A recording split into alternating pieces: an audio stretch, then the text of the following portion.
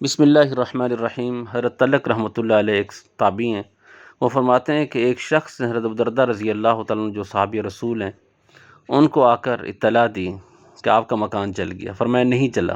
پھر دوسرے شخص نے بھی یہی اطلاع دی تو فرمایا نہیں جلا۔ پھر تیسرے آدمی نے بھی یہی خبر دی، آپ نے فرمایا کہ نہیں جلا۔ پھر ایک اور شخص نے آ کر کہا ابوالدرداء آگ کے شرارے بہت بلند ہوئے، مگر جب آپ کے مکان تک آگ پہنچی تو بجھ گئی۔ فرمایا مجھے معلوم تھا کہ اللہ جل جلالہ ایسا نہیں کرے گا کہ میرا مکان جل جائے، کیونکہ میں نے رسول اللہ صلی اللہ علیہ وسلم سے سنا ہے کہ جو شخص صبح کے وقت یہ کلمات پڑھ لے شام تک اس کو کوئی مصیبت نہیں پہنچے گی۔ میں نے وہ کلمات صبح کے وقت پڑھ لیے تھے، مجھے یقین تھا کہ میرا اللہ میرے مکان کو نہیں جلائے گا۔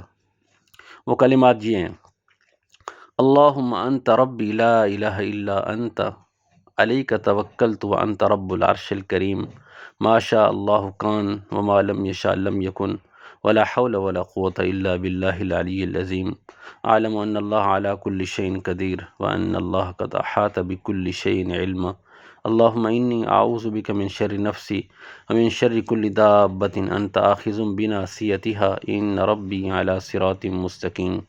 یہ کلمات ہم خود بھی پڑھا کریں اور اپنے بچوں کو، گھر والوں کو بھی تعلیم دیں، اس وجہ سے کہ بچے سکول جاتے ہیں، ادھر ادھر جاتے ہیں تاکہ محفوظ رہیں۔ اللہ مجھے اور آپ کو عمل کی توفیق نصیب فرمائے۔